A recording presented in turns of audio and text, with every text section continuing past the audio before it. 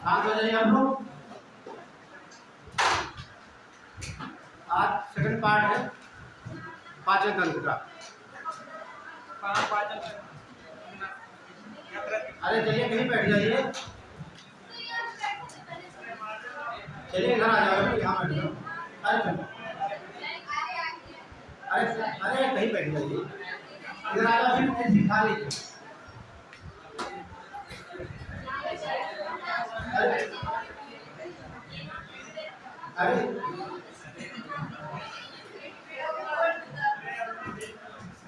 अरे यहाँ दीजिए, वो सीट खाली हो पड़ी है, कहीं बैठ जाइए, उसमें क्या है। अरे चलिए ध्यान रखिए अपनी सीटों को। जब जब चलिए जब सीट खाली नहीं रखिए, किसी का सामान रखा है हटाइए मत, ठीक है। चलिए शांत हो जाइए। अब ये बता रहे थे आपको टाइप्स ऑफ प्रोटीन, हेडिंग पड़ी होगी प्लाज्मा प्रोटीन, डाल लीजिए प्लाज्मा प्रोटीन।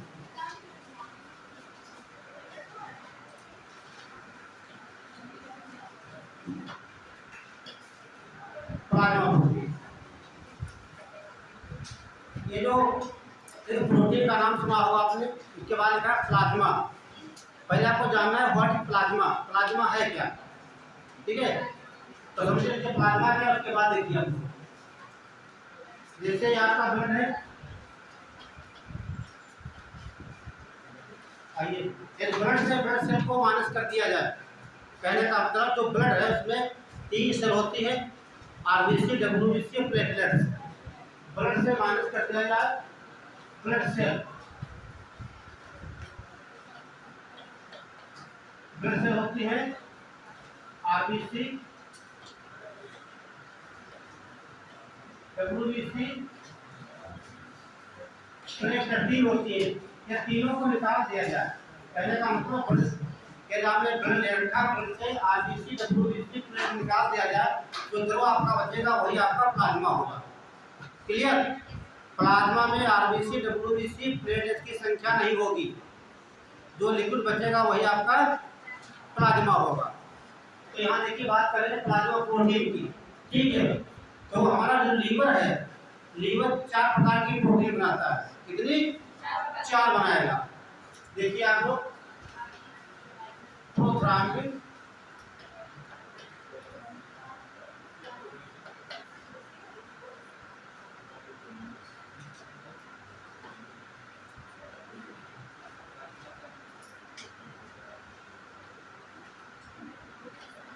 प्रोथ्राम्बिन,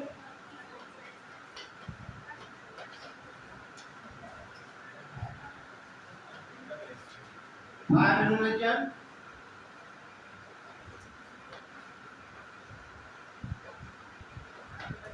एल्बुमिन, ये 4 प्रोटीन बनते हैं लीवर में, ठीक है। प्रोथ्राम्बिन, फाइब्रिनोजन, एल्बुमिन एंड ग्लोबुलिन, ठीक, चारों बनेगी, लीवर बनाएगा। और लीवर छोड़ देता आ जाती है ब्लड में। अब ब्लड में जो प्लाज्मा होता है उसमें जाकर मिल जाती है, इसलिए कहा जाता है प्लाज्मा प्रोटीन, ठीक है। बनाया किसने? लीवर में पाई कहाँ जा रही है? ब्लड में, इसीलिए कहते हैं प्लाज्मा प्रोटीन। अब एक 2 प्रोटीन जो होती है, हेल्पिंग ब्लड क्लॉटिंग, रक्त के थक्का बनने में मदद करती है। सवाल बहुत बार पूछा गया है, ठीक है। ब्लड क्लॉटिंग के लिए, रक्त का थक्का बनने के लिए 2 प्रोटीन जिम्मेदार है, प्रोथ्राम्बिन एंड फाइब्रिनोजन। ये 2 प्रोटीन होती है, तो क्या करेंगे? Helping blood clotting.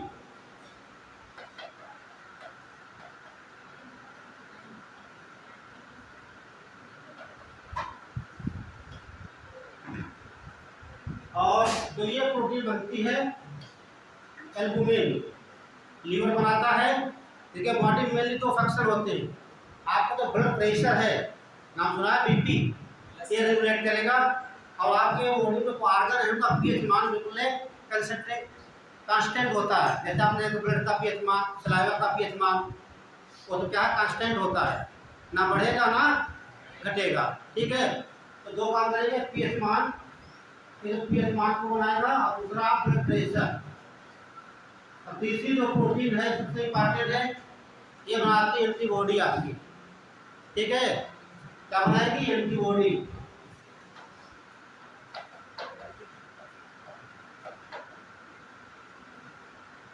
तो हम बोल रहे हैं हिंदी में क्या वो ट्रांसलेट नहीं है, ठीक है। ऐसे लिखेंगे प्रोथ्राम्बिन, लाइन से लिख लीजिए प्रोथ्राम्बिन विथ फाइब्रिनोजन, इसी क्रम में लिखना एल्बुमिन और प्रोपुलिन, ये 4 प्रोटीन होंगे। तो लिख लिया, तो नीचे लाइन नोट कर लीजिए। हम बोल रहे हैं देखिए फाइब्रिनोजन, फाइब्रिनोजन ये लिखा है, ये प्रोटीन फाइब्रिनोजन हिंदी में लिखेंगे तब ऐसे लिखा जाएगा फाइब्रिनोजन। जहाँ ट्रांसलेट होगा बता देंगे आपको। फाइब्रिनोजन और प्रोथ्राम्बिन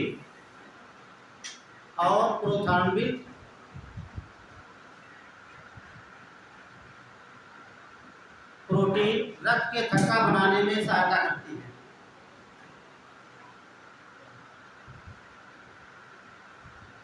रक्त के थक्का बनाने में सहायता करती है।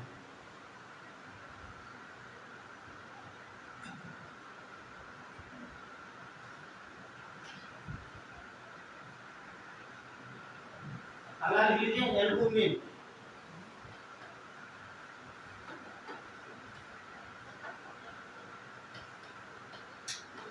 एल्बुमिन ये प्रोटीन बहुत इंपॉर्टेंट है, एल्बुमिन।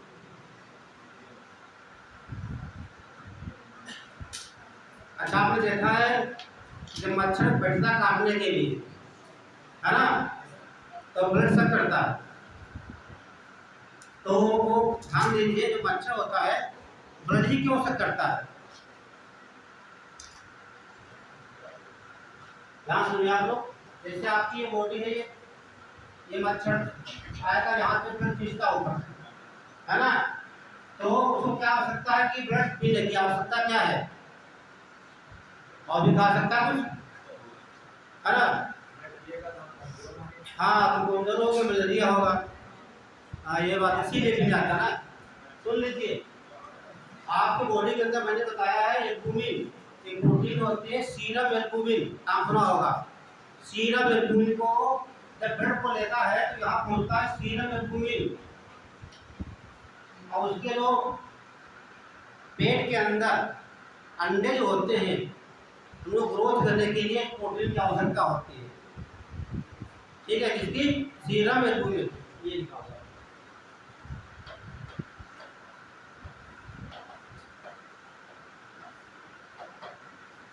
ध्यान रखना आप लोग, ठीक है। और उससे मलेरिया भी होता है। तो मच्छर आपका जब खून सक करेगा तो उसके साथ में प्रोटीन है, प्रोटीन जाती है उसकी बॉडी के अंदर जाती है, तो उसका जो अंडे होते हैं वो डेवलपमेंट करते हैं, ग्रोथ करते हैं इस प्रोटीन की वजह से। इसलिए वो मानव के शरीर का ब्लड सक करता है। और उसके साथ में होता क्या है, दूसरा करता साथ में स्पोरोजोइट आ जाते हैं। स्पोरो ये आ जाते हैं आपके ब्लड में, आने के बाद हाँ स्पोरोजोइट्स आ जाएंगे ब्लड में, और ब्लड से आने के बाद जाते हैं लीवर में, और जब लीवर में इसका मल्टीप्लिकेशन होता है, ठीक है, लीवर के अंदर जब यहाँ निकलते हैं बहुत मात्रा में निकलते हैं, कम से 5000 एक बार में निकलते हैं, और सीधा जाकर आरबीसी पर अटैक करते हैं। कहाँ करते हैं? आरबीसी पर अटैक करते हैं। तो आरबीसी पर अटैक करते हैं, आरबीसी के अंदर हीमोग्लोबिन प्रोटीन होती है, वो डैमेज कर जाती है, तो आरबीसी डैमेज कर जाती है, आरबीसी मर जाएगी। जब मर जाएगी तो समस्या आपको सांस लेने में होती है। तो सवाल पूछा भी जाता है कोई व्यक्ति मलेरिया से ग्रसित है, मलेरिया उसके है, तो आपके बॉडी का कौन सा अंग प्रभावित होगा? सबसे पहले लीवर, ठीक, लीवर में स्पोरोजोइट का मल्टीप्लिकेशन होता है, मतलब 1 से 2, 2 से 4, 8, 12, 14, 16, 28 ये ऐसे बनते हैं। बनने के बाद निकलेंगे बाहर, अटैक करेंगे आरबीसी पर। अटैक क्यों करते हैं? तो आरबीसी के अंदर, ये आरबीसी है, इसके अंदर एक प्रोटीन होती है, उसे कहते हैं एचबी, हीमोग्लोबिन, और इनको चाहिए हीमोग्लोबिन नाश्ता होता है। जैसे इंटर करेंगे आरबीसी मर जाती है, ठीक है। तो सबसे पहले प्रभावित होगा आपका लीवर, और सेकंड आरबीसी। ये सवाल बहुत पूछा जाता है। तो तो मच्छर जो ब्लड ले जाता है साथ में प्रोटीन आ सकता है और सिरप प्रोटीन की एल्बुमिन की, ठीक है। तो अगला पॉइंट लिख लीजिए। और ये बाई कहा जाती है, यहाँ कुछ लोग शाकाहारी होंगे, कुछ लोग मांसाहारी होंगे, है ना, दोनों बना के बैठे। देखिए जब हम मार्केट जाते हैं अंडा लेते हैं, अंडा को बॉयल करने के बाद क्या करते हैं, बॉयल किया, अब उसको आप काट देंगे तो दो भाग दिखाई देते हैं आपको, है ना, ठीक है, आपने देखा नजदीक से। एक बाहर वाला होता है सफेद व्हाइट, है ना, यही आपकी होती है प्रोटीन। ध्यान रखना, जो बाहर का भाग सफेद होता है ये होती है प्रोटीन, और प्रोटीन होगी कौन, एल्बुमिन। ध्यान रखना, वही एल्बुमिन रहते हैं आपको। अंडे का सफेद भाग कौन सी होता है, व्हाइट होता है प्रोटीन एल्बुमिन। तो ये क्या करेगी, बॉडी में जाएगी, आपका ब्लड प्रेशर रेगुलेट करेगी, आपका ब्लड प्रेशर नहीं बढ़ेगा आपका, क्लियर। जो पीला वाला भाग होता है, ठीक, इसमें विटामिन, ठीक है, विटामिन एंड फैट होता है, ध्यान रखना। तो वो चीज मिली, अंडे का पीला भाग होता है उसमें विटामिन होती है और वसा होता है, ये चर्बी मिलता है हम लोग में। और जो व्हाइट पार्ट होता है वो प्रोटीन होता है, एल्बुमिन जो हमारी लीवर की बनाता है। एक लाइन लिखिए आप, एल्बुमिन प्रोटीन, एल्बुमिन प्रोटीन शरीर का रक्तदाब नियंत्रित करती है।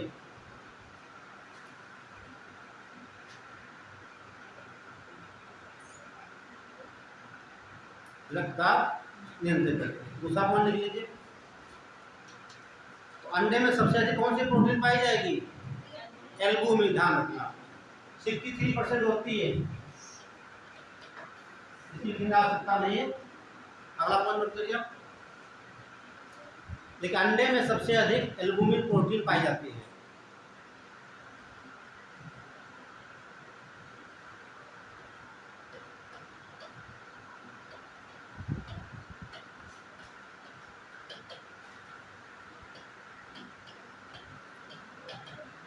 अगला ग्लोबुलिन प्रोटीन,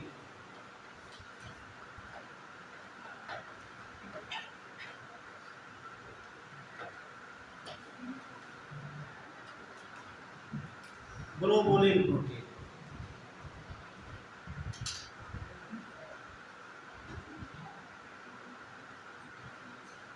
ये क्या बनाएगी, सीधे एंटीबॉडी बनाती है।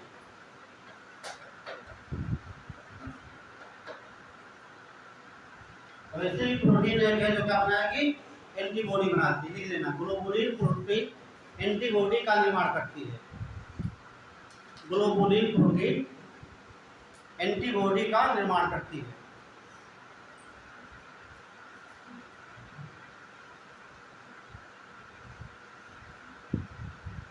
और तुम्हारे जो एंटीबॉडी होते हैं, ध्यान रखना, इसे कहा जाता है इम्यूनोग्लोबुलिन।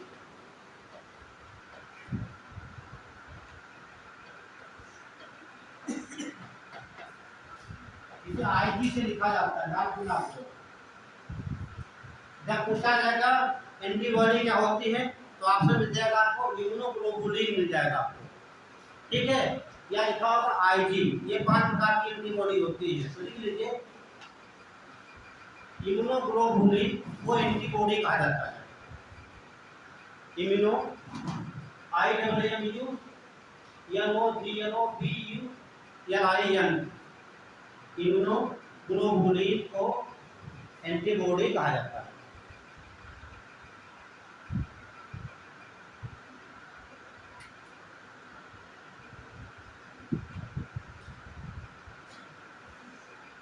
और एंटीबॉडी 5 प्रकार की होती है, आगे बताएंगे हम, ठीक है, फिर पढ़ाएंगे आपको ब्लड वहां पे। तो ये आपकी टाइप्स ऑफ प्रोटीन होगी।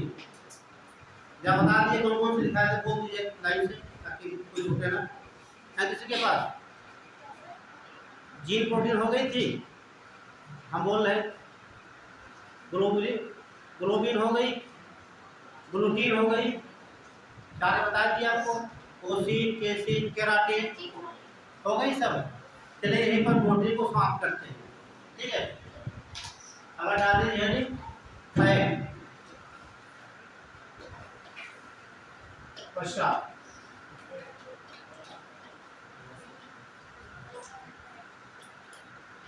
वसा चर्बी।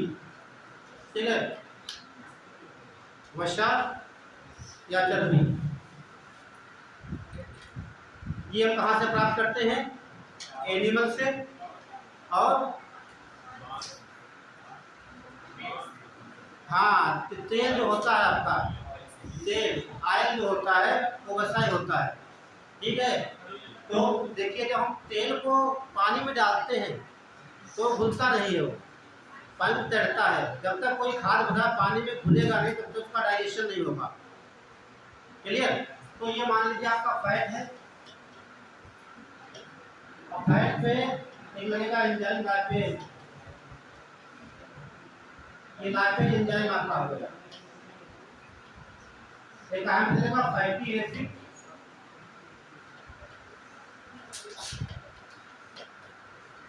Plus glycerol.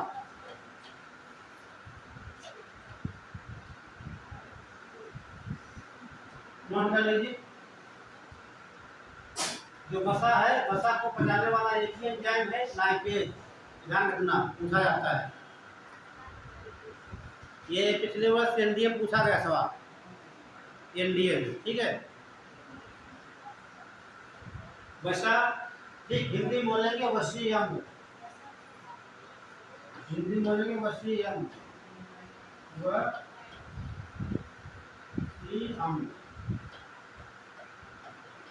ये ग्लिसरॉल को ग्लिसरॉल ही लिखा जाता है।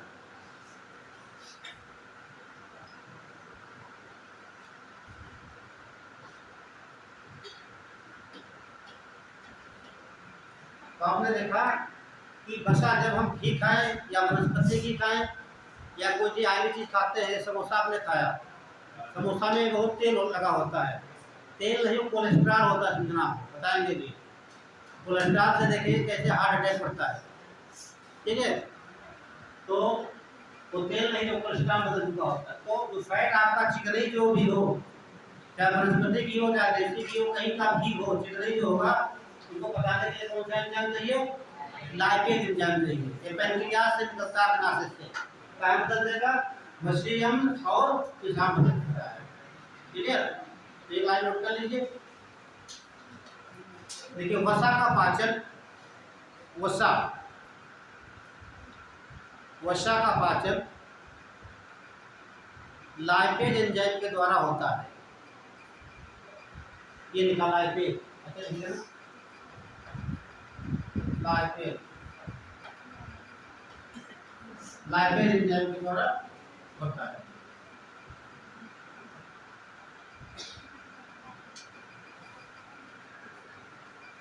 हो गया? अगला देखिए, अब मैंने बताया अभी जो ये वसा है पानी में घुलता नहीं है, जब तक घुलेगा नहीं तब तक ये डाइजेस्ट नहीं होगा। पहले इसको पानी में घोलना है। कैसे घुलेगा देखिए, ये मान लीजिए आपका फैट, ये आपने जब चोरी से या कैसे एक चम्मच घी खा लिया है ना, तो घी खाने के बाद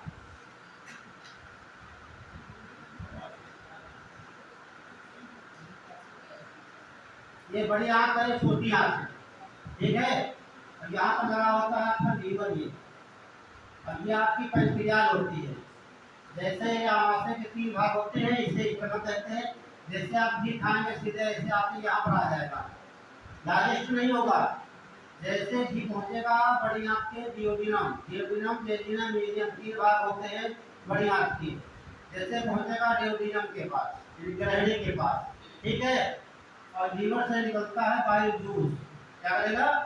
बाइल जूस। पूछा जाता है बहुत बार, बाइल जूस यानी कि पित्रस कहाँ से निकलता है? तो कहाँ से निकलेगा? लीवर से। लीवर से निकल कर आएगा छोटी आंख के ड्यूरल के पास, के अंदर प्रवेश कर जाएगा। अब सवाल एक पूछा भी आता है, कौन सा ऐसा जूस बॉडी के अंदर है जिसमें कोई एंजाइम नहीं है? बाइल जूस ही आपका है, इसमें कोई डाइजेस्टिव एंजाइम नहीं पाए जाते हैं। अब देखिए फिर किया गया,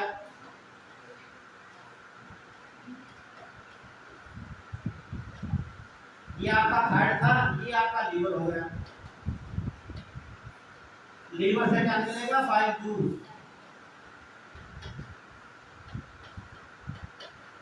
हिंदी बोलेंगे पित्त रस। पित्त, तीन रस आएंगे आपको, पित्त रस, अग्नाशयी रस और जठर रस। ठीक है, यानी कि बाइल जूस, पैनक्रियाटिक जूस और गैस्ट्रिक जूस, तीन जूस पढ़ने हैं, तीनों कंपेयर करता है और उसमें डाइजेस्ट करता है। दोनों जूस भोजन को पचाने के लिए एंजाइम देते हैं, लेकिन ये कोई ऐसा बाइल जूस कोई एंजाइम नहीं निकालता जिससे भोजन पचे।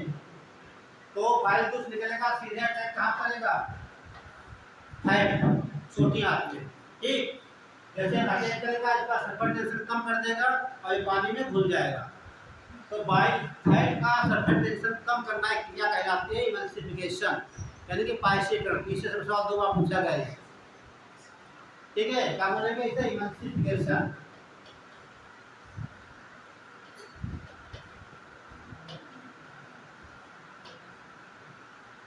पायसीकरण,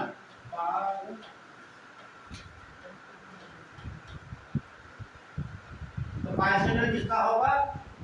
केवल फैट का होगा, ध्यान रखना। अब जब पायसीकरण का हो जाएगा, सीधे यहाँ एंजाइम लग जाएगा लाइपेज, ये बदल देगा फैटी एसिड प्लस ग्लिसरॉल में बदल दिया, ये डाइजेशन पूरा हो गया। ये आप बना लीजिए 2 लाइन और उसके बाद 2 लाइन आपको लिखवा देते हैं। यहाँ पर समझ में ना आया सीधे हम खड़ा कर देना, ये बात समझ में नहीं आ रही।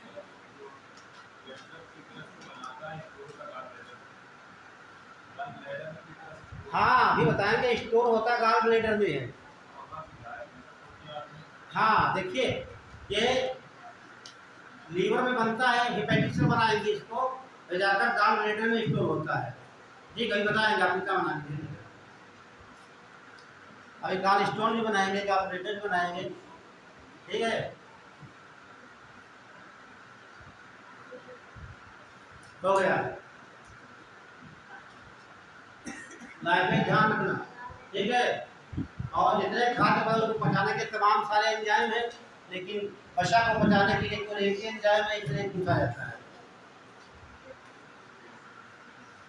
यानी वसा बोलेंगे। एक लाइन नोट कर लीजिए, देखिए पित्त रस के द्वारा, पित्त रस ये लिखा है, पित्त रस बोलिए या बाइल, पित्त रस के द्वारा वसा का पायसीकरण किया जाता है। वसा का पायसीकरण किया जाता है। इंग्लिश में भी लिखना, कभी पूछ लेता है इमल्सिफिकेशन, सीधे डायरेक्ट पूछ लेगा। पित्त रस के द्वारा वसा का इमल्सिफिकेशन यानी पायसीकरण किया जाता है। और अब लाइपेज एंजाइम के द्वारा, लाइपेज एंजाइम के द्वारा, और अब लाइपेज एंजाइम के द्वारा वसी अम्ल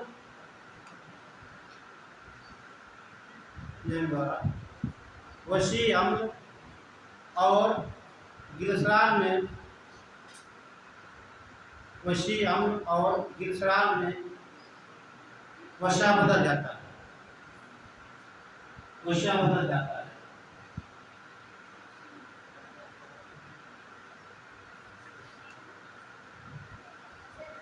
देखिए वसी अम्ल ग्लिसरॉल,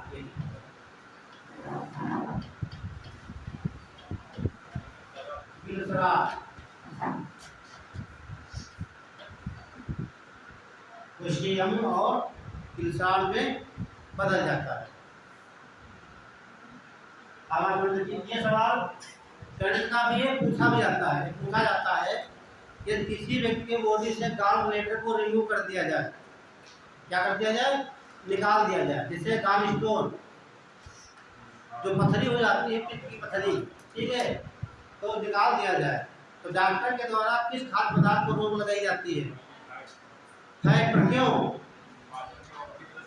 देखिए हुआ क्या, ऐसे मान लीजिए आपको बताया ये लीवर होता है आपका, ठीक है, और ये हेपेटिक सेल आपकी हो गई, क्या हो गई, हेपेटिक सेल हो गई। यहाँ से बनेगा बाइल जूस और यहाँ पर होता है स्टोन, इसे कहते हैं गॉल ब्लैडर, गॉल ब्लैडर कहा जाता है।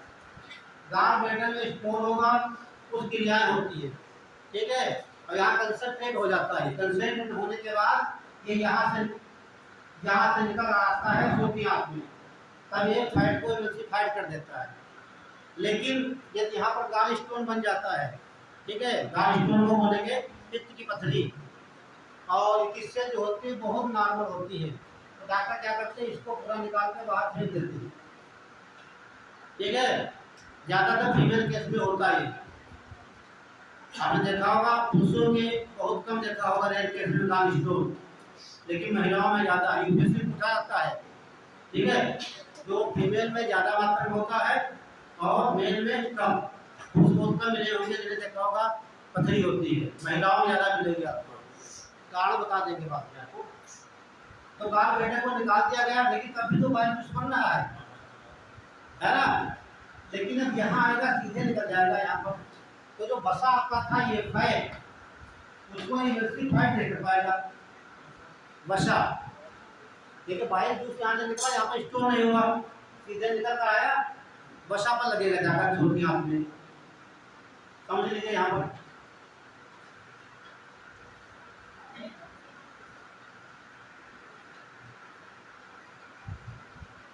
ये आपका लीवर था, ये मेरा तो गॉल ब्लैडर था आपका, इसको रिमूव कर दिया, अब गॉल ब्लैडर नहीं है, ठीक, ये बन रहा है हेपेटिक सेल बना रही है, ये आएगा सीधे अपने रास्ते चला जाएगा यहाँ पर। अब यहाँ पर आएगा फैट, जो खा के लाएंगे यहाँ पर, लेकिन जब फैट आएगा इसका एमल्सिफाइड नहीं कर पाएगा, एमल्सिफाइड नहीं करेगा तो ये जल में घुलनशील नहीं होगा, तो घुलेगा नहीं तो ये क्या होगा, आपकी बॉडी में सीधे ऐसे डिपोजिट हो जाएगा, आपकी बॉडी में डिपोजिट हो जाएगा, जमा होने लगेगा, तो आपकी सांस फूलने लगेगी, उसके अलावा अब एक गैस बनेगी, उलझन जैसी लगती है आपके, क्योंकि ये फैटी एसिड रसायन में तो तमाम सी हो जाएंगे, बीपी बढ़ जाएगा आपका, ठीक है। तो डॉक्टर क्या बोलेगा कि आपको कोई चिकनी चीज नहीं खाना, ठीक, जो जिनको गॉल ब्लैडर निकाल दिया जाता है उसे जब वो सलाह दी जाती है कि आप चिकनी चीज, तली भुनी चीज, दूध ये सब नहीं पिएंगे जहाँ पर चिकनी चीजें पाई जाती है, क्लियर, एक लाइन नोट कर लीजिए यहाँ पर। यदि किसी कारणवश गॉल ब्लैडर यानी कि हिंदी बोले पित्ताशय,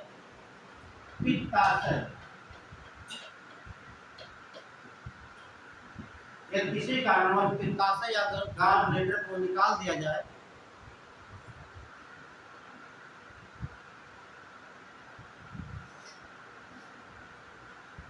तो डॉक्टर के द्वारा वसा के सेवन पर रोक लगाई जा सकती है, वसा के सेवन पर, वसा मतलब है ये वसा हो या फैट, जितनी चिकनाई चीजें सब है, वसा के सेवन मतलब खाने के सेवन पर रोक लगाई जा सकती है।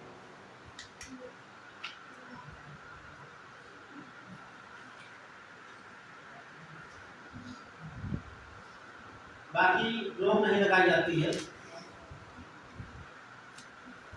अगला देखिए, डालिए कार्बोहाइड्रेट,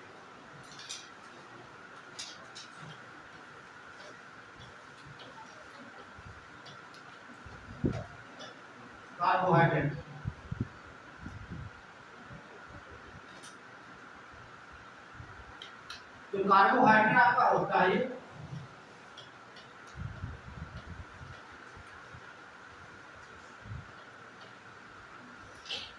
इनके तो एक नेचुरल स्रोत है ना, जैसे चावल, गेहूँ, मक्का और जो अनाज भी है, दूध है या नहीं है ना, दूध तो पीते मीठा लगता है ना, क्यों मीठा होता है, उसमें शर्करा पाई जाती है, इसलिए बोलते लैक्टोज, है ना, लैक्टोज नहीं बना लैक्टोमीटर, उसी से बना लैक्टिक एसिड, और उसी से लैक्टोबैसिलस बैक्टीरिया, इसके द्वारा दूध से दही बनता है। तो कार्बोहाइड्रेट हम खाएंगे, ठीक है, तो इसका डाइजेशन होता है। इसका होता भी आता है कार्बोहाइड्रेट डाइजेशन मनुष्य के पक्कल कैविटी मुख गुहा से प्रारंभ होता है, क्योंकि मनुष्य जो लार है उसमें एंजाइम पाया जाता है टाइलिन, है ना। लार में 3 एंजाइम होते हैं, लेकिन एक एंजाइम ऐसा होता है जो भोजन को पचाने में मदद करता है। तो ये टाइलिन एंजाइम जो है पाया जाएगा, टाइलिन एंजाइम ये मनुष्य की लार में पाया जाता है टाइलिन, ये बदल देगा ग्लूकोज।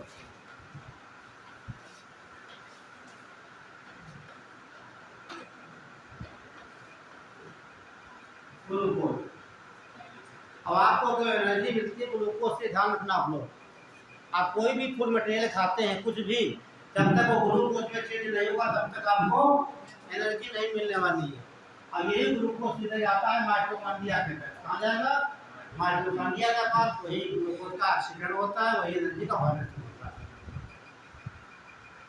ये लिख से लिखना कार्बोहाइड्रेट टाइलिन एंजाइम हो गया, बदल दिया ग्लूकोज को, ठीक है।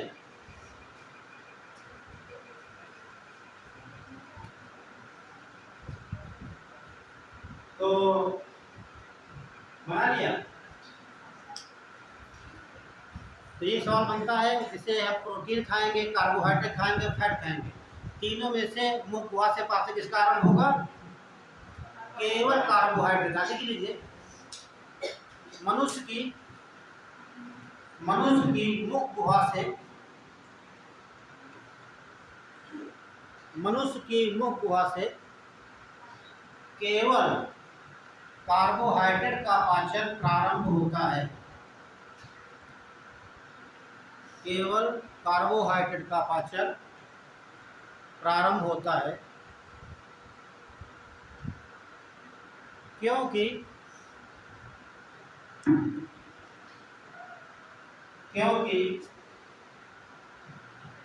मनुष्य की लार में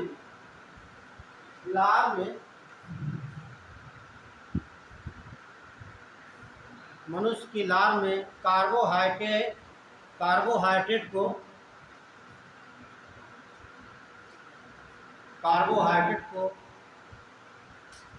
पचाने वाला एंजाइम टाइलिन पाया जाता है।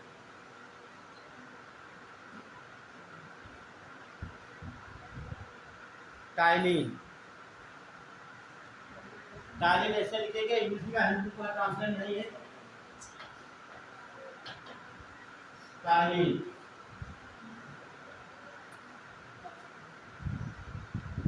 टाइलिन पाया जाता है।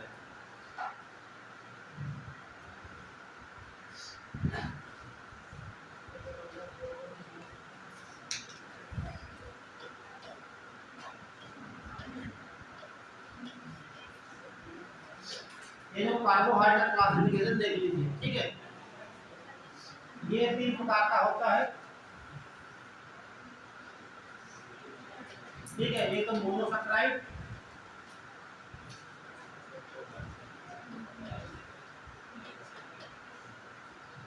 दूसरा होता है डाइसैकराइड,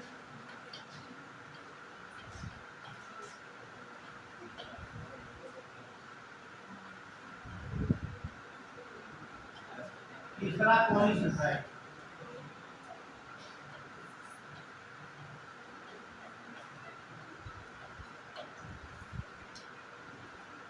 ऐसे बना लेना चार्ट लाइन से, ट्रांसलेट नहीं कोई है। मोनोसैकराइड को ऐसे मोनोसैकराइड लिखेंगे हम, ठीक है। डाइसैकराइड को डाइसैकराइड लिखेंगे, पॉलीसैकराइड को पॉलीसैकराइड लिखा जाता है।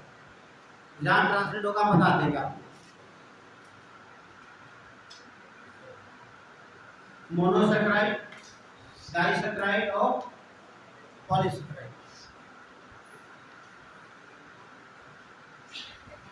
हो गया। देखिए, हम माना जाता है कि जो मोनोसैकराइड है सबसे सरल, सबसे सिंपल कार्बोहाइड्रेट होते हैं, ठीक है। कार्बोहाइड्रेट खाने का मतलब होता है कि एनर्जी के लिए, बाकी कोई दूसरा कारण नहीं होता। कार्बोहाइड्रेट का क्या प्रोवाइड करेगा? एनर्जी देगा। ठीक है। एनर्जी के लिए खाते हैं तो सबसे सिंपल कार्बोहाइड्रेट कौन सा होगा? मोनोसेकेराइड। तो इसमें ग्लूकोज आ जाएगा, क्या आएगा? ग्लूकोज। तो ग्लूकोज सबसे सिंपल कार्बोहाइड्रेट है, ध्यान रखना, जो ग्लूकोज ही से एनर्जी मिलती है। तो नीचे लिख लीजिए कि ग्लूकोज यहाँ पर। अब ये वेरी सिंपल, सबसे सिंपल कार्बोहाइड्रेट है ग्लूकोज। सबसे सिंपल यानी कि सबसे सरल कार्बोहाइड्रेट है।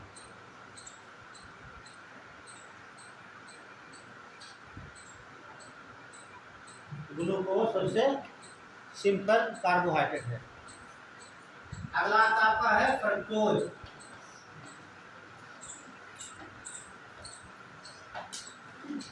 तो ये सवाल पूछा जाता है कि सबसे मीठी शर्करा कौन होती है? बताइए, आंसर सबके सामने है। सबसे मीठी शर्करा ग्लूकोज, फ्रक्टोज होती है। और पाई कहाँ जाती है?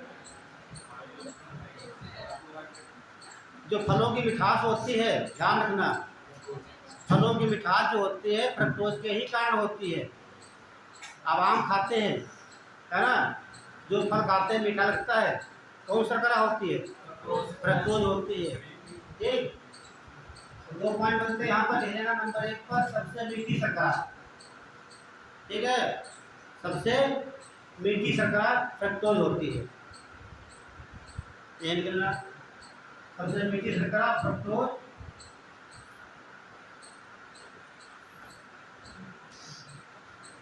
फलों की मिठास,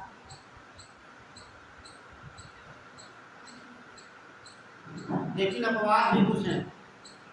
अंगूर में ग्लूकोज पाया जाता है। क्या पाया जाता है? ग्लूकोज पाया जाएगा। और जो आपका शहद होता है, शहद की मिठास इसी कारण होती है, लिख लेना। शहद मीठा होता है किस कारण? फ्रक्टोज के कारण शहद मीठा होता है।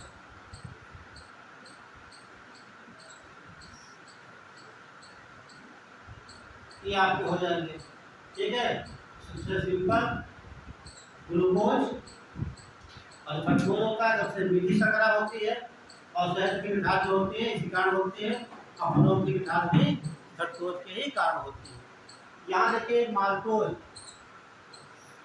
माल्टोज ये तो शर्करा का नाम है, माल्टोज शर्करा।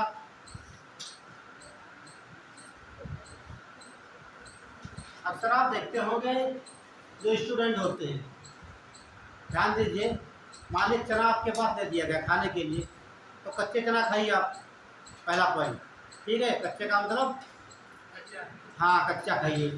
दूसरा पॉइंट, शाम को डुबो दीजिए, सुबह में खाइए। तीसरा ये है, शाम को डुबो सुबह निकाल कर रख दीजिए, और जब उसमें अंकुरित होने लगे तब खाइए। तीनों का टेस्ट अलग होगा कि एक जैसा?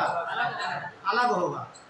जो जो अंकुरित अनाज होते हैं उनकी खास होती माल्टोज, ठीक है। ये पूछा भी जाता है, अंकुरित अनाजों में कौन सी शर्करा पाई जाती है? हाँ, ये अंकुरित अनाज, अंकुरित अनाजों की शर्करा होती है।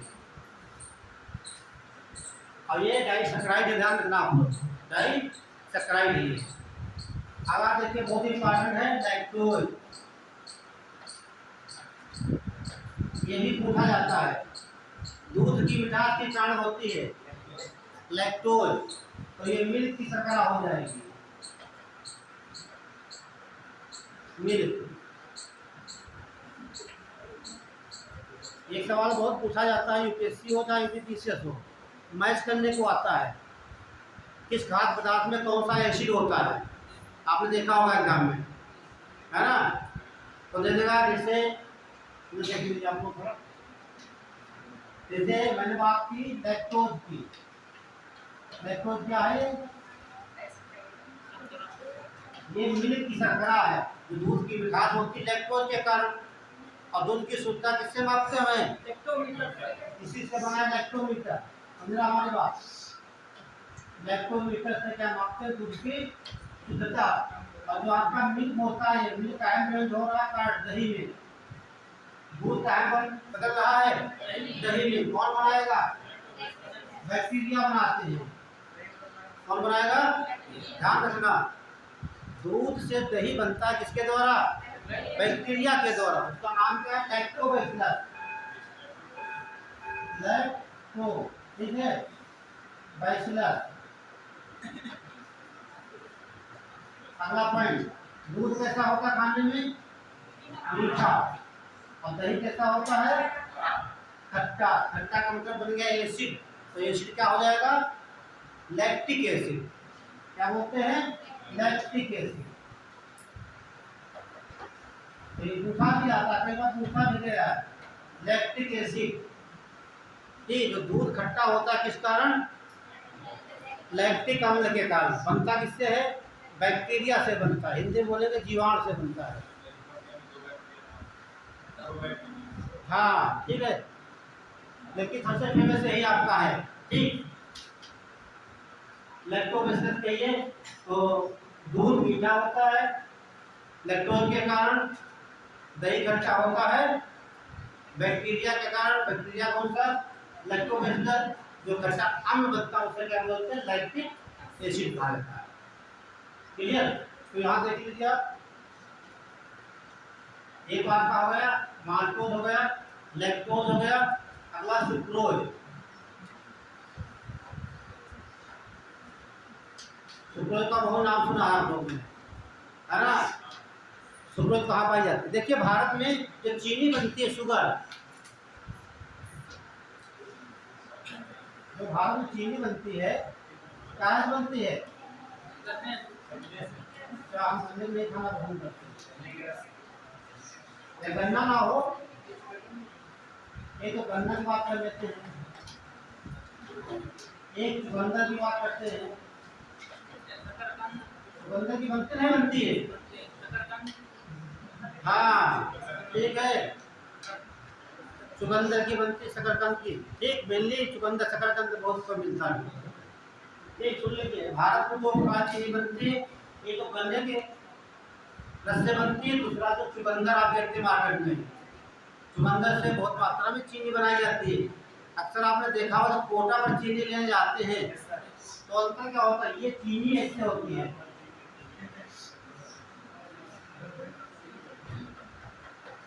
याद आ रहा है? गन्ने की दाने की चीनी के जो पार्टिकल होते हैं वो बड़े होते हैं, सफेद होते हैं, और चुकंदर के होते हैं वो महीन होते हैं, पतले होते हैं, और ये मिट्टी का होती है इससे।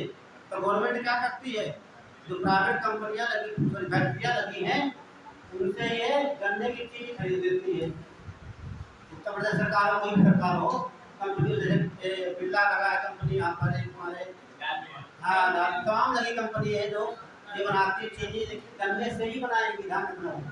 ठीक है, गवर्नमेंट ने खरीद लिया, खरीद कर तो बेच दिया, सप्लाई कर दिया। उसके बाद क्या करते, पैसा लेकर के चुकंदर की चीनी खरीद लेती है, ये दे देते हैं कोटेदार, और कोटे ले करती रहती है। ठीक है, कोटे में कभी आपको गन्ने की चीनी नहीं मिलती है, बहुत महंगी मिलती है, ये बहुत सस्ती है, मीठी कम होती है। ठीक है, हाँ समझ लीजिए आप। तो भारत में लोग चीनी तो बनेगी, तो सुक्रोज कहाँ पाया जाएगा? तो गन्ने में पाया जाएगा, गन्ने से दूसरा आपका चुकंदर। अब तीसरी बनाई जाती है अनानास से। ये पूछा भी जा सकता है, अनानास में कौन शर्करा होती है? अनानास कच्चा खाते तो वो खट्टा होता है, लेकिन जब पका खाएंगे तो वो मीठा लगता है। तो किसकी मिठास होगी? सुक्रोज होती है, वहाँ ग्लूकोज कंट्रोल नहीं करेंगे हम। तो ये हो जाएगा पाइनएप्पल, क्या बोलते हैं? अनानास। अनानास, ठीक है। तो गन्ने के रस में, चुकंदर में और अनानास में जो शर्करा होती है मीठी लगती है, किस कारण? सुक्रोज के कारण। यहाँ बना लेने एग्जाम्पल का,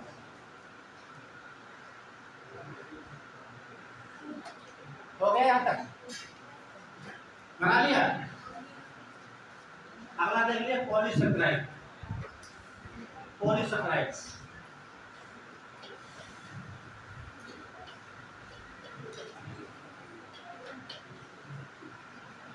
जो पॉलीसेकेराइड होता है सबसे जटिल कार्बोहाइड्रेट होता है, लिख लीजिए लाइन इसमें, या सबसे जटिल कार्बोहाइड्रेट होता है, इसका मूल डाइजेस्ट नहीं कर सकता है, या सबसे जटिल कार्बोहाइड्रेट होता है।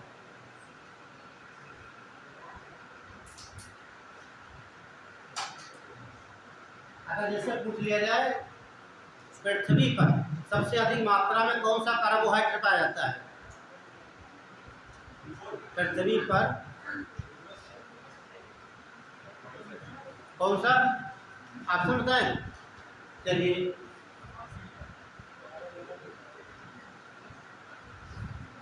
सेलुलोज,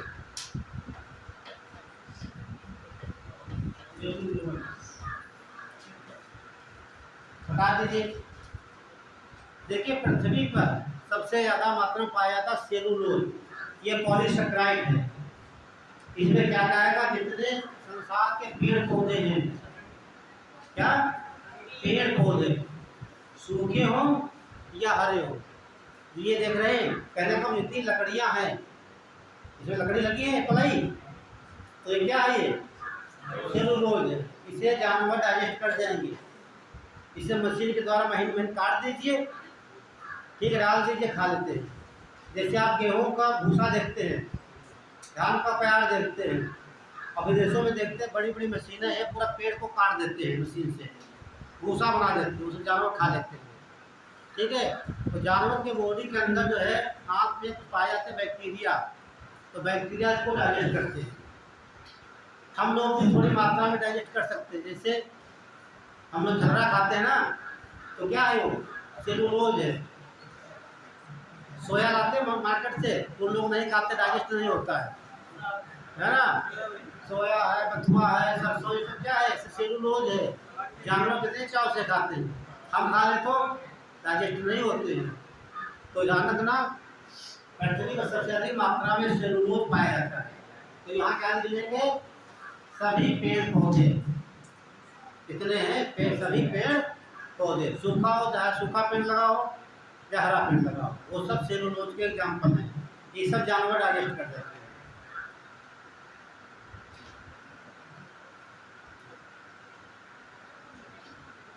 अगला देखिए, डिस्ट्रॉय।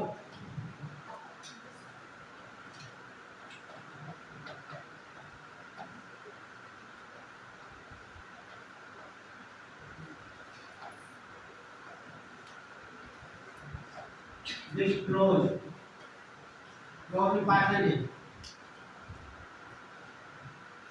और सब लोगों ने ब्लड को डोनेट किया होगा, अरे करके देखो, करना भी चाहिए। आपको लग रहा नहीं, आपके पास है, हम जानते हैं, ठीक है। यदि आपको लग रहा नहीं है तो जाकर डोनेट कर दीजिए, ठीक है। उसके बाद 15 दिन बाद उतने हो जाएगा जितना था। देखिए जैसे सुन लीजिए, जैसे बाल्टी में 2 लीटर पानी भरा हुआ है ना, और बाल्टी कितनी 2 लीटर की है, जब तक खाली नहीं करेंगे दोबारा कैसे भरेंगे उसमें, हाँ बताइए गुरु।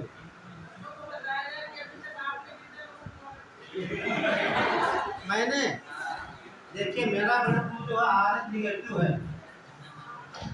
ठीक है। ये रेयर केस में होता है, रेयर केस में होता है, ध्यान रखना। और कौन सा निगेटिव जानते हो, वो निगेटिव, आप जानते हैं, वो ब्लड यूनिवर्सल डोनर होता है, वो भाई वो निगेटिव। और किसी को कभी आवश्यकता पड़े काम कर लेना, ठीक है, सबको मैंने बता रखा है, ठीक है। देखो वाला हम बोला वो नहीं, 4 होते हैं, A, B, वो यूनिवर्सल डोनर होता है, सर्वदाता होता है। लेकिन उसमें जो निगेटिव होता है सर्वदाता होता है, यही मेरा है। हम किसी को दे सकते हैं, चेक करने की आवश्यकता नहीं है रेयर केस में। और यहाँ पे इतने लोग बैठे, में बता दो सबसे ज्यादा AB+ होगा लोगों का, है ना, क्योंकि भारत में 75% कितना AB+ रहता है। अगर आप बताएंगे, बता दें कैसे निकाला जाता है, निकाल लोगे, सिर्फ बताएंगे ब्लड कैसे निकाला जाता है, निकाल लोगे। अपना मालूम, वाइफ का मालूम, बच्चे का अपना जान जाओ। अरे आ जाएंगे। तो देखिए बात कर रहे थे ब्लड डोनेट की। जब हम ब्लड डोनेट, देखिए सुन लीजिए, जब ब्लड डोनेट करते हैं, है ना, देखिए ब्लड ले जाकर ब्लड बैंक में को स्टोर कर दिया जाता है। उसमें कौन सा कार्बोहाइड्रेट मिलाया जाता है, ध्यान रखना, यही मिलाया जाता है 38%। बहुत इंपॉर्टेंट सवाल ये है। डिक्टोज मिलाएंगे, देखिए डिक्टोज प्लस सिट्रेट कंपाउंड मिलाया, दो की मिलाया जाता है। इसीलिए ब्लड का थक्का नहीं बन पाता है। हमारी बॉडी के अंदर ब्लड भरा हुआ है लेकिन थक्का नहीं बनता है ना। हमारे बॉडी के अंदर एक पदार्थ है हिपैरिन। हिपैरिन जो म्यूकोपॉलीसैकेराइड कार्बोहाइड्रेट होता है, वो ब्लड को थक्का बनने नहीं देता है, लेकिन ब्लड बैंक में रखते थक्का बन जाना चाहिए। वहाँ पर बनता क्यों नहीं है, उसमें डिक्टोज एंड सिट्रेट कंपाउंड मिलाकर रख देते हैं। और ये भी शर्त है 0 डिग्री सेंटीग्रेड पर रखा जाएगा। दूसरी शर्त है नाइट्रोजन में रखा जाता है, ध्यान रखना आपको। ये बातें आपको लिखाने में आगे करते हैं। तो यहाँ लिख लीजिए डिक्टोज के आगे एक लाइन यहाँ पर, रक्त में मिलाकर, रक्त में मिलाकर रक्त को रक्त बैंक में रखा जाता है। हाँ, रक्त में, इसे इसे रक्त में मिलाकर रक्त को रक्त बैंक में रखा जाता है।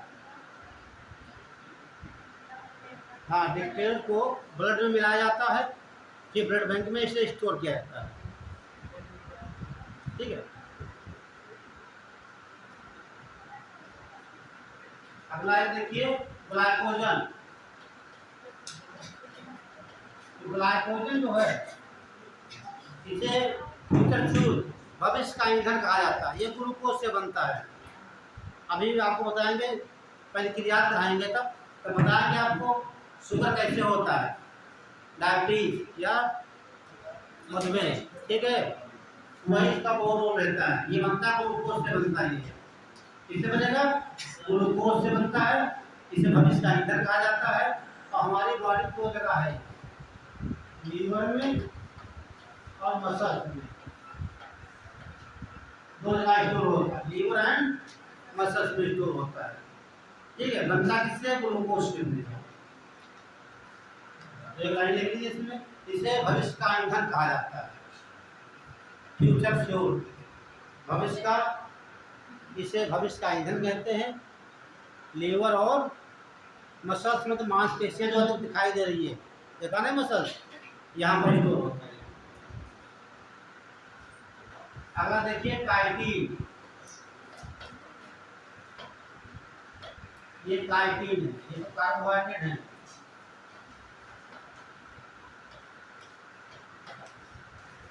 कितने प्रकार के कार्बोहाइड्रेट खाने वाले हैं, है ना, तो उनमें से एक काइटिन भी है। तो किसी ने देखा है इसे, खाया है? वेरी गुड, बहुत बढ़िया क्वेश्चन। जानते नहीं तो खाए किसी ने। अब कोशिश भी मत करना खाने की, है ना। देखिए साइंस में बिना जाने समझे कोई ना छूने वाली ना खाने वाली, है ना। तो जो काकरोच देखा हम लोगों ने, तो कवरिंग जो बनी होती है काइटिन की बनी होती है। ठीक है, जान लीजिए काकरोच या कीट पतंगों की कवरिंग, जो आवरण जो होता है, आवरण लिख लीजिए। काकरोच जैसे, काकरोच जैसे कीट पतंगों का आवरण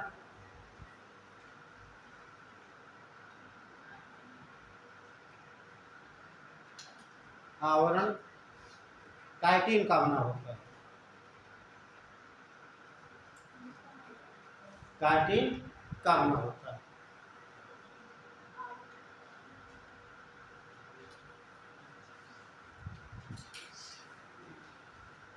देखिए ध्यान समझना, इधर लिखते हैं फैट, इधर लिखा कार्बोहाइड्रेट।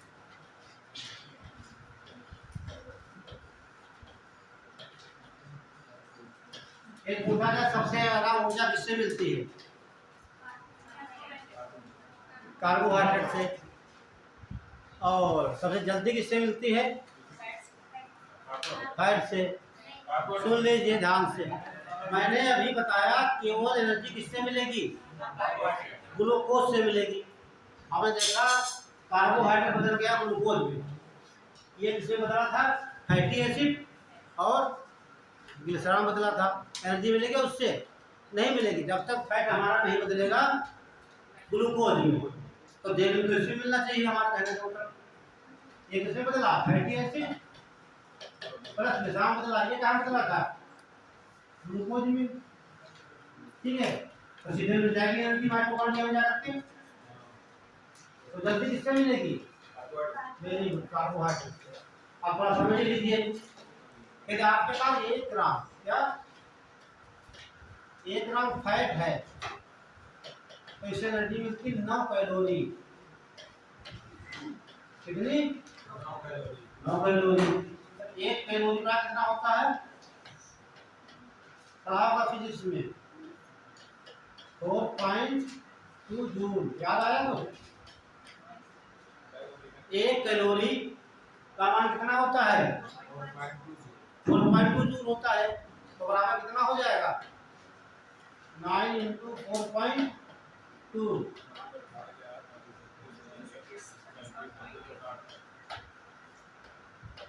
यदि 1 ग्राम फैट लेते हैं तो 37.8 जूल आपको एनर्जी मिलेगी। क्लियर? यहाँ देख लीजिए 1 ग्राम ग्लूकोज हो या कार्बोहाइड्रेट हो तो हो जाएगा आपको 4 कैलोरी। 4 गुणे 4.2 बराबर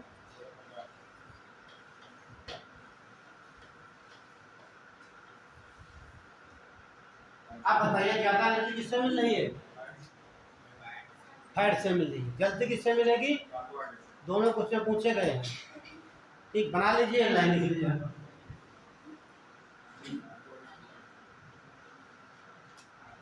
ताकि आपको पता रहे एनर्जी किससे कितनी मिलती है।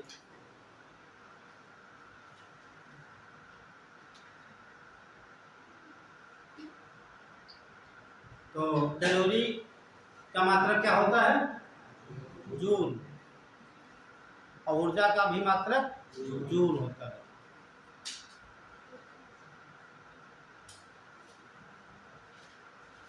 ध्यान रखिए। हो गया? एक लाइन लिख लीजिए आप लोग नीचे, लिखिए नीचे लिख लिया इसे बस कर लीजिए। सबसे अधिक ऊर्जा वसा में होती है। वसा मतलब फैट में।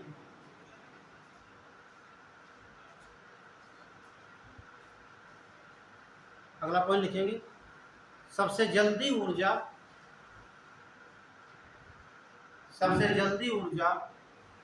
कार्बोहाइड्रेट से प्राप्त होती है।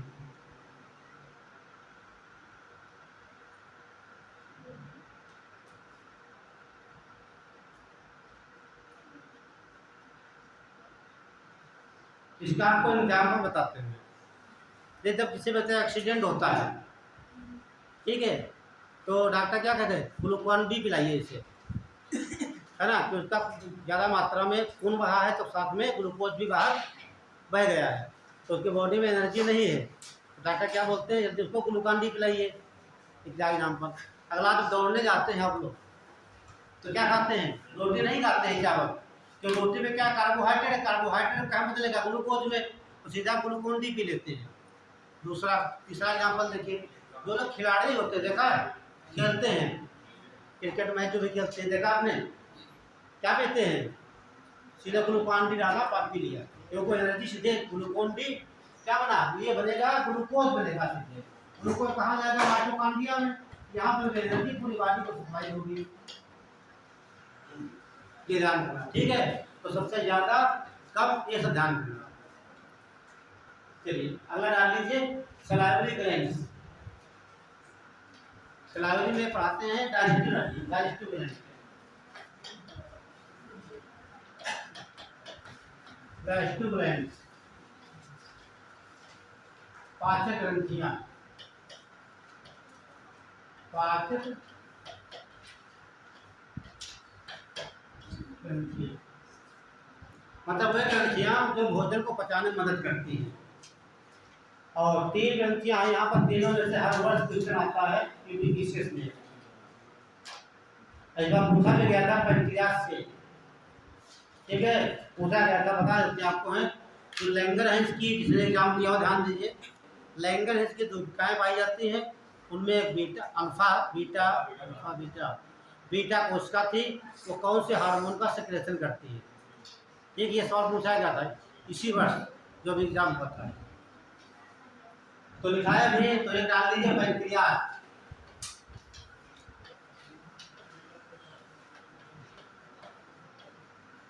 हिंदी बोलेंगे अग्नाशय, अग्नाशय ग्रंथ बहुत इंपॉर्टेंट है, अग्नाशय ग्रंथ, इन्हें बोलेंगे पैंक्रियास। तो आपको लोकेशन बता दें, आपको बॉडी कहाँ है, ये जो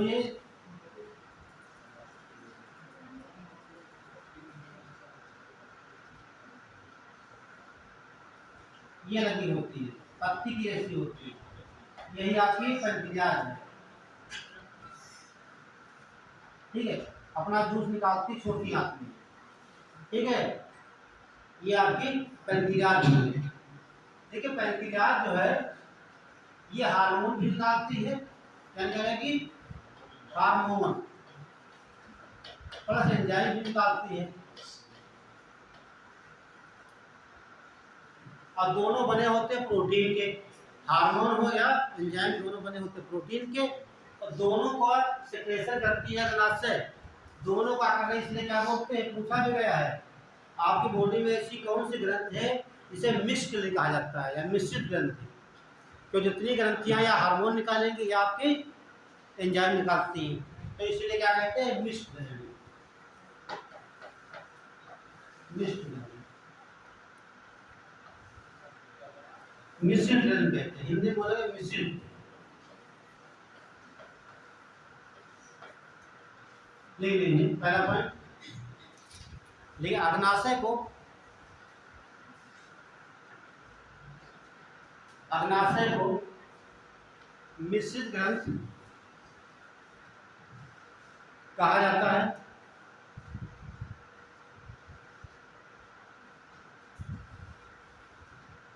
इसका आकार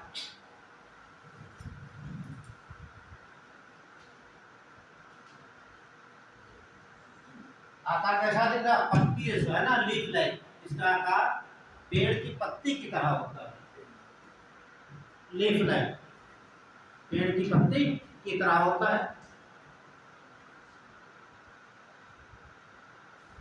और सुनिए सबसे इम्पोर्टेंट बात, इसका संबंध सीधे ग्लूकोज से होता है, किससे, और ग्लूकोज से। जब बॉडी में ग्लूकोज बढ़ेगा तभी आपके शुगर होता है, और शुगर कैसी होती है, मीठी होती है, तो इसीलिए इसे स्वीट ग्लैंड भी कहा जाता है। क्या बोलेंगे, स्वीट। अगला पॉइंट लिखिए, अग्नाशय को मीठी ग्रंथ भी कहा जाता है, अग्नाशय को मीठी ग्रंथ भी कहा जाता है।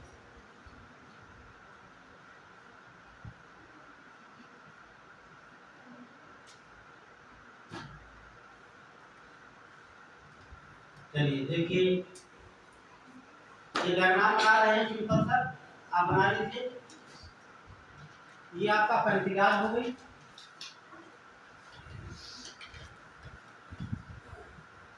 और इसके अंदर से पाई जाती है आइलेट्स ऑफ लैंगरहैंस।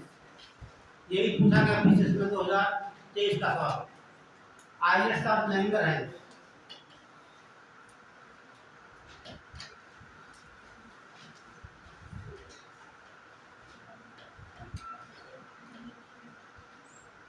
हिंदी बोलेंगे लैंगरहैंस की द्वीपिकाएं, लैंगरहैंस की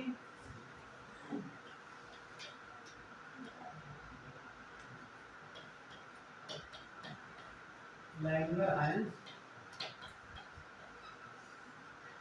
की द्वीपिकाएं।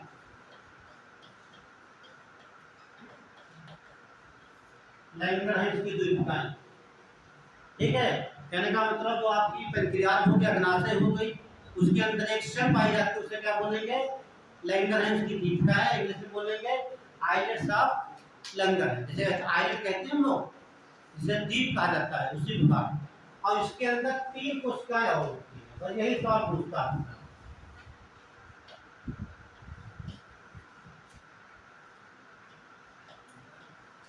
अल्फा सेल, ये आपकी बीटा सेल रहेगी, ये डेल्टा या गामा सेल। ऐसे बना लेना, अल्फा कोशिका, इधर बीटा कोशिका रहेगी, बीच में डेल्टा सेल। अल्फा कोशिका इस साइड में, अल्फा ऐसे बना लीजिए, ऐसे लिख लीजिए आप, अल्फा कोशिका सेल। ठीक है, उधर बीटा लिख लेंगे, बीच में डेल्टा कोशिका। 3 कोशिका इसी क्रम में लिख लीजिए आपको।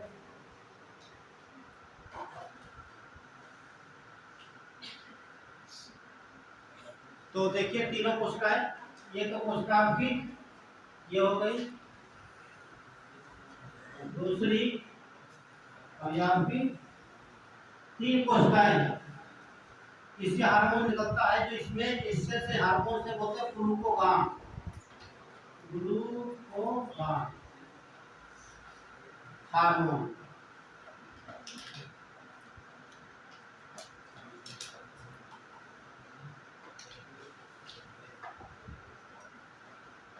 ग्लूकोगान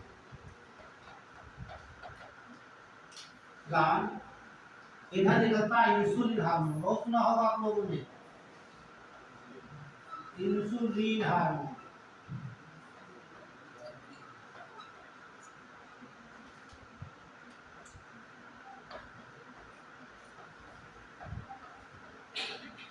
इंसुलिन हार्मोन ऐसा बना लीजिए। ये तो रहेगा आपका ग्लूकोगान हार्मोन, उधर इंसुलिन, हिंदी में क्या, इंग्लिश में कोई ट्रांसलेट नहीं है, इंसुलिन हार्मोन।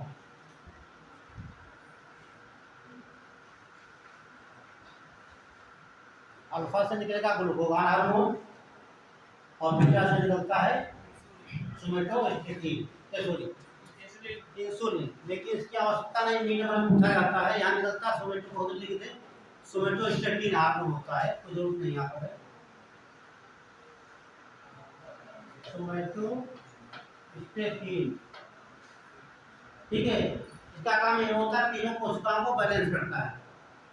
इसका हार्मोन ज्यादा निकलेगा कंट्रोल कर लेगा, इसका निकलेगा कंट्रोल कर लेगा। तो सवाल में क्या पूछा गया था, यूपी 2023 में पूछा गया था। ठीक है, लीवर में लैंगिक की कोशिकाएं पाई जाती हैं, उसमें एक बीटा कोशिका है, बीटा कोशिका द्वारा हार्मोन का सिक्रेशन यानी कि स्रावित होता है। ठीक है, ये सब ऑप्शन मिल जाएंगे, लिखे देख लेना आपको। तो ये जो हार्मोन ये कहाँ निकल रहा है, बीटा। तो सवाल क्या बन सकता है, बहुत कठिन होगा तो पूछेगा इसमें हार्मोन कहाँ से निकलेगा, बीटा सेल से। उससे आसान होगा तो क्या पूछेगा, लैंगिक से। उससे आसान होगा तो पैंक्रियास। तो एक लाइन नोट कर लीजिए, सोमेटोस्टेटिन लिख लीजिए, सोमेटो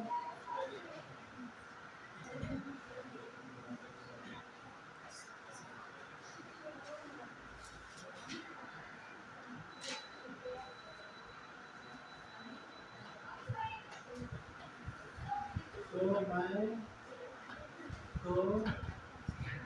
तो इस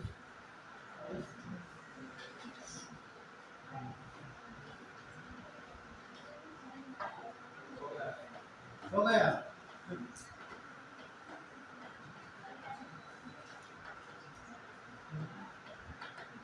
सोमेटोस्टेटिन हार्मोन होता है। ठीक, तो एक लाइन नोट कर लीजिए आप, सारी बातें इसी लाइन में लिखा देंगे हम, यही सवाल मिल जाएगा आपको। लिखिए, अग्नाशय ग्रंथ से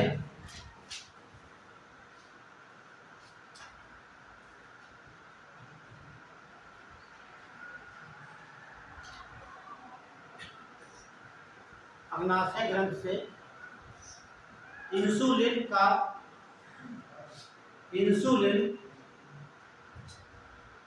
श्रावण, ऐसे लिखें श्रावण, इंसुलिन हार्मोन का श्रावण लैंगरहैंस की बीटा कोशिका से होता है। लैंगरहैंस की बीटा कोशिका से होता है।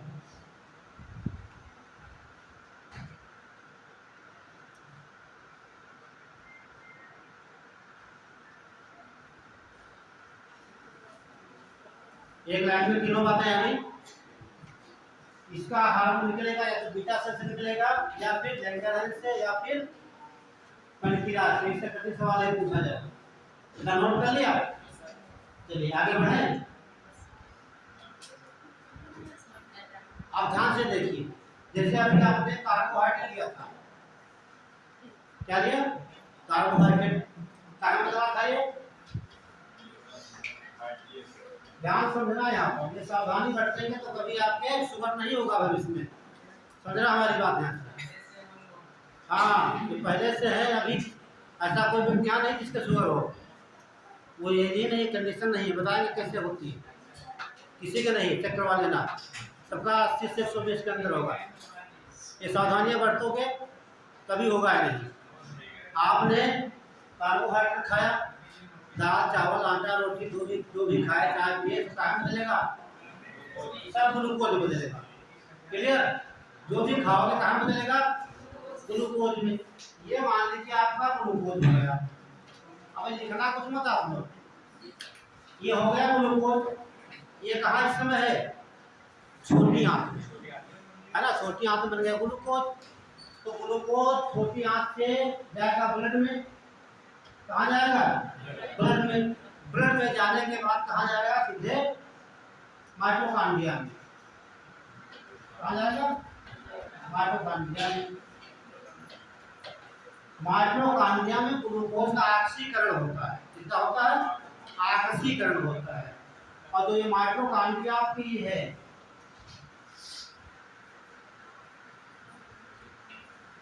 जो माइटोकॉन्ड्रिया है ये डबल लेड होती है। माइटोकॉन्ड्रिया ध्यान रखना, डबल लेड होती है।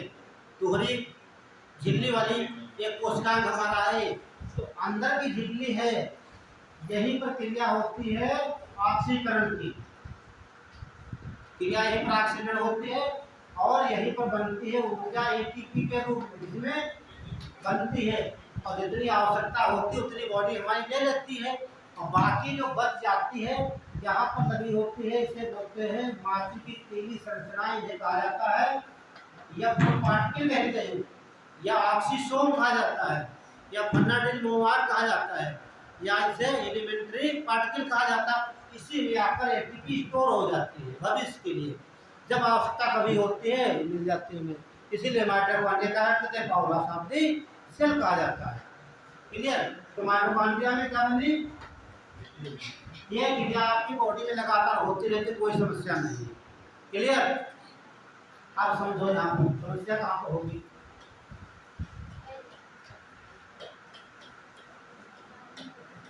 देखो यहाँ पर आपने ग्लूकोज कितना खाया? 100% ग्लूकोज है आपके हाथ में। क्लियर?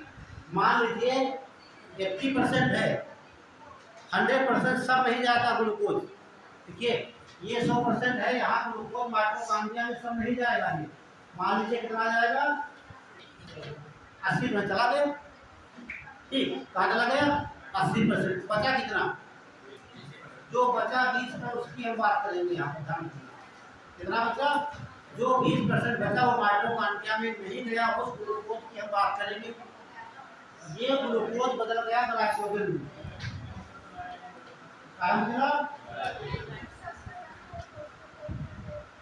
क्या हुआ उधर? क्या हुआ? अच्छा, सोच रहे कि ज्यादा खाएंगे गलत ग्लूकोज। ज्यादा नहीं खाना है। जो 20% बचा हुआ था ग्लूकोज, वो कहाँ बदल गया? ग्लाइकोजन में। और हमारी बॉडी में दो जगह स्टोर हो गए, लीवर में और मसल्स में। एक पूछा भी जाता है मनुष्य के शरीर में ग्लाइकोजन का स्टोर कहाँ पर होता है? लीवर में और मांसपेशियों में। मांसपेशियां ये आप देख रहे हैं, ये सब ये क्या है? मांसपेशियां और लीवर, दो जगह, लीवर में और मसल्स में। वही तो बताने वाले। 20% बदल गया काहे में? ग्लाइकोजन में। कहाँ हो गया? लीवर और मसल्स में। लेकिन बात ये चेंज कौन करेगा? चेंज करेगा हमारा वही बीटा सेल से निकलने वाला हार्मोन, जिसे बोलते हैं इंसुलिन हार्मोन।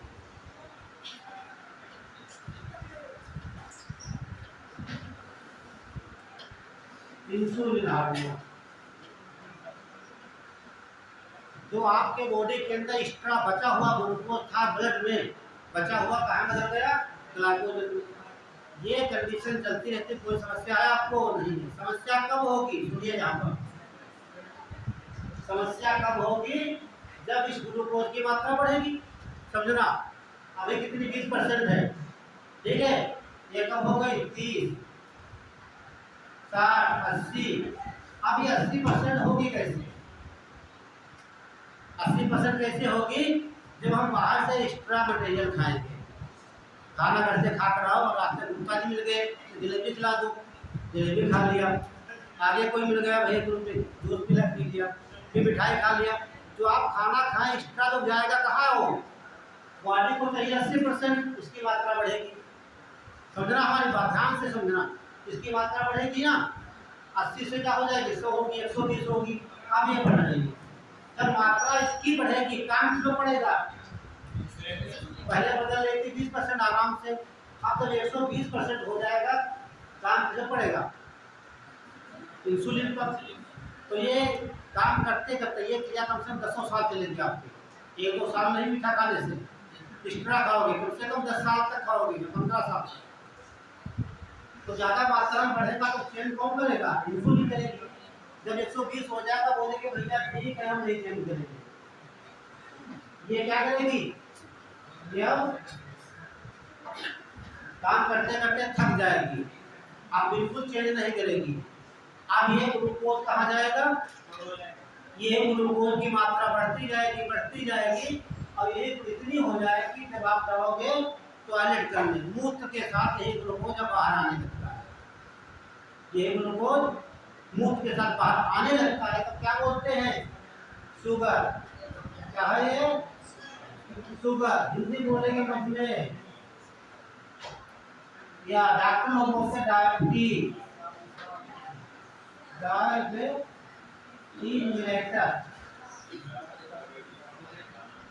ध्यान रखना। तो ऐसे बनी डायबिटीज मिलेटस, ठीक है? तो ठीक है, अभी पूरा नहीं है ये, ठीक है? हाँ सुन लीजिए पूरा। तो ये क्या बना? कहने का मतलब जो बॉडी में आज एक्स्ट्रा ग्लूकोज है उसे केवल इंसुलिन बदलेगा, ठीक है? और जब आपको कब पता चलता कि हमारे बॉडी में ग्लूकोज कम हो गया? जैसे आपको लगती है भूख, लगती कभी? जब भूख लगती है तक हमें भूख लगी। भूख कब लगती है? जब आपके बॉडी से ग्लूकोज की मात्रा कम हो जाती है। उस समय हमारे ब्रेन में एक पार्ट है हाइपोथैलेमस, वो बोलता है ठीक क्या है, हंगर सेंटर होता है, वो बोलेगा भैया बाहर से ग्लूकोज ले लो। नहीं लोगे तब क्या होगा? तब ही बदलेगा उसमें, ठीक? आपको कितनी भी भूख लगी हो, ठीक है, लग जाए, आधा घंटा मत खाइए, ये भूख गायब हो जाती है। क्यों गायब हो जाती है? हाँ ग्लाइकोजन चेंज हो रहा है, यही रोकते अभी और इसमें अगली लाभ पूरा करा है। चलिए ठीक है, एक फोटो हो जाए भैया पहले।